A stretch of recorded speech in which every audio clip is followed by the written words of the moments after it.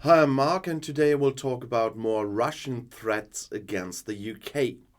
Since the beginning of the Ukraine war, the Russian Duma politician Andrei Gurulev has repeatedly spoken out with anti Western theories and accusations, spreading war propaganda on Russian television programs and handing out threats to the West. Now, the former military commander has called for the UK to be wiped out. The Ukrainian government advisor Anton Gerashenko uploaded the English subtitled video to Twitter on Thursday.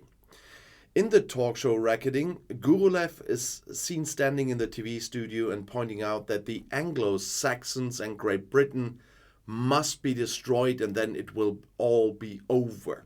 Gurulev justifies this with the thesis that Great Britain and the territory behind the puddle are the real warmongers who have instigated the war in Ukraine. Gurulev has been a regular guest on Russian TV programs since the beginning of the war in Ukraine, and his theories and demands are regularly so strange that they often get through to Western media. The US medium Newsweek recently reported on Gurulev's prediction that the Ukraine war would last until 2027. In early March, the French television channel LCI reported on a Russian talk show in which Gurulev made fun of the members of the French parliament and claimed that the politicians were under the influence of alcohol. Gurulev had also issued strong warnings of a nuclear strike against France at the beginning of 2023 and, similar to what he is doing now with Great Britain, implied that the country would not be missed by anyone. France shouldn't even exist, Newsweek quoted another talk show appearance by the pro-Kremlin politician in January.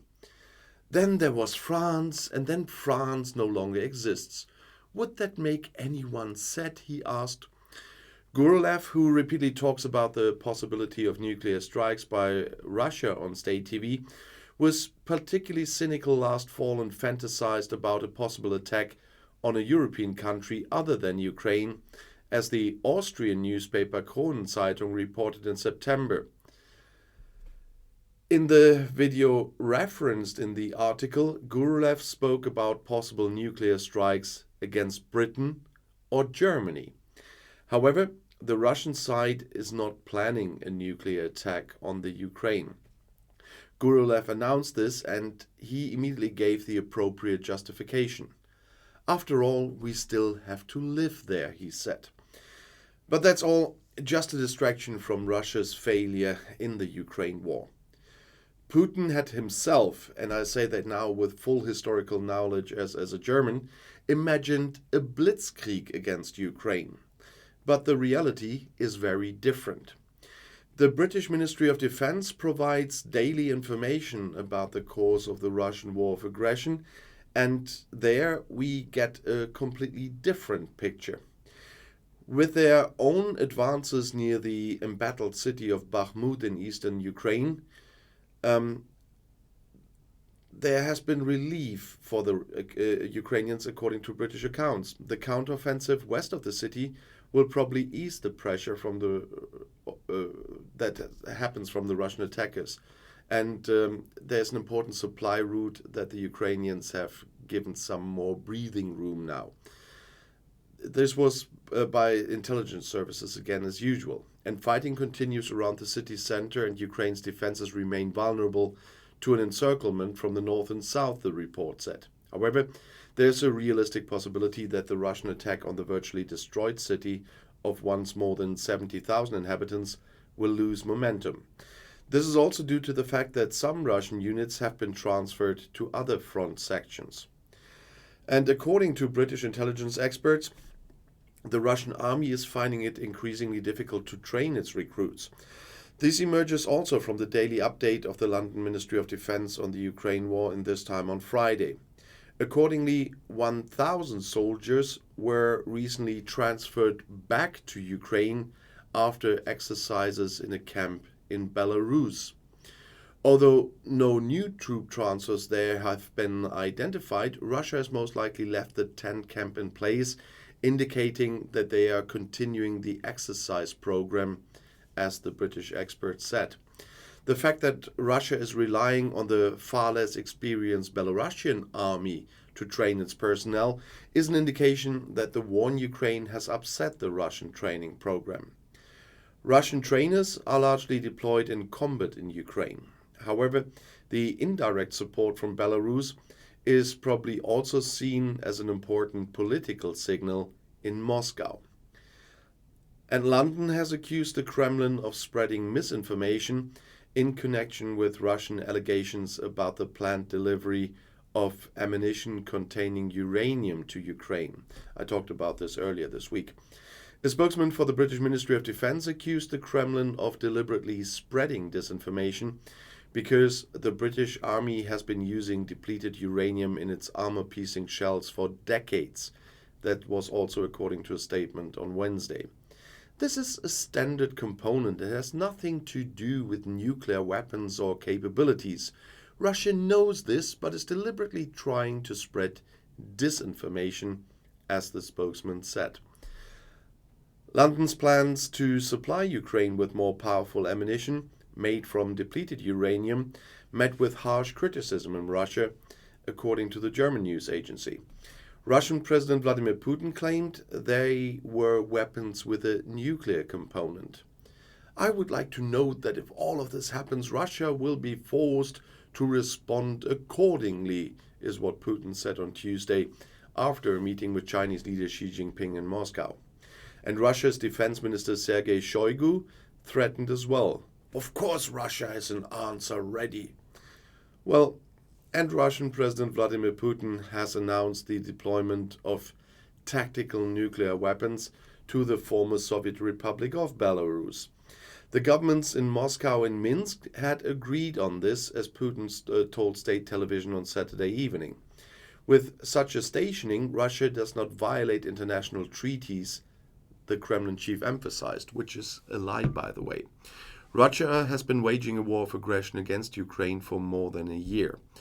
Belarus and its ruler, he is a dictator, Alexander Lukashenko, are among Moscow's closest allies.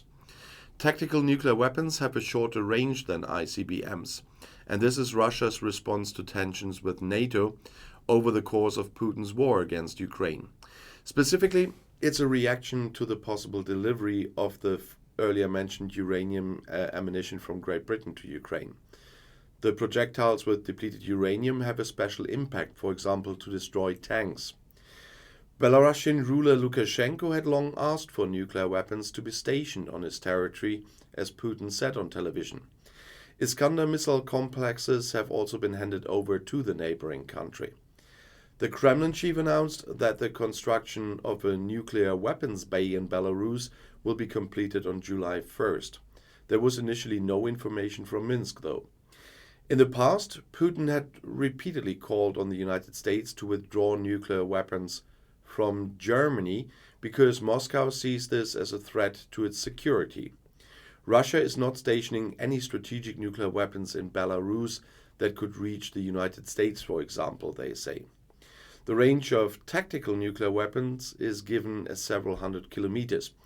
The explosion effect is therefore between 1 and 50 kilotons of TNT.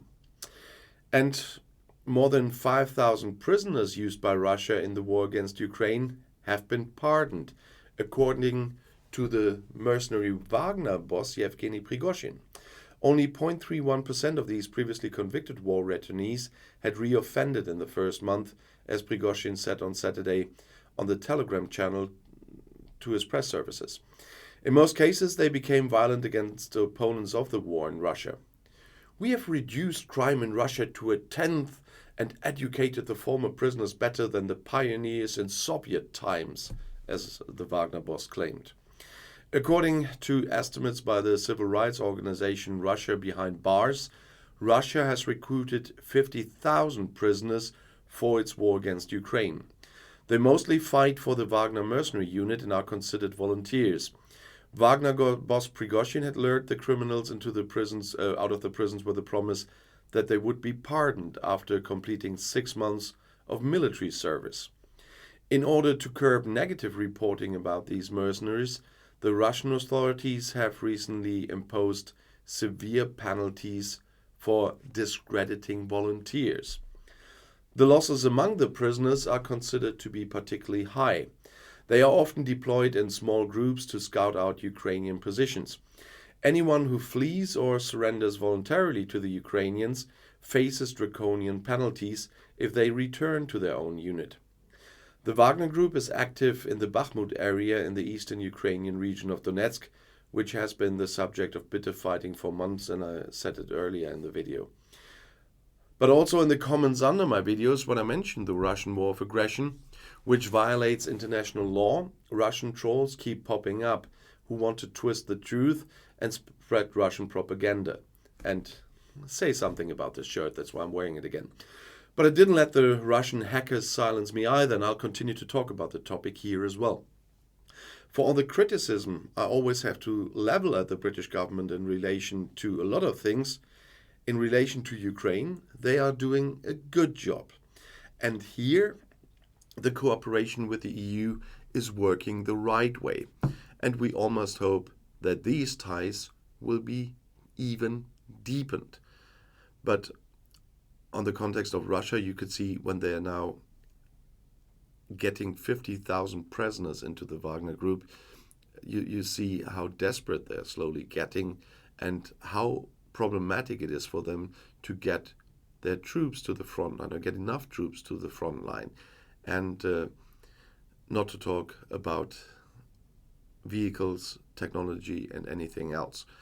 So it is mostly important that the British, the EU, the rest of democratic Europe, the rest of NATO, and all democratic states on this planet stand together to defend this democracy in Ukraine.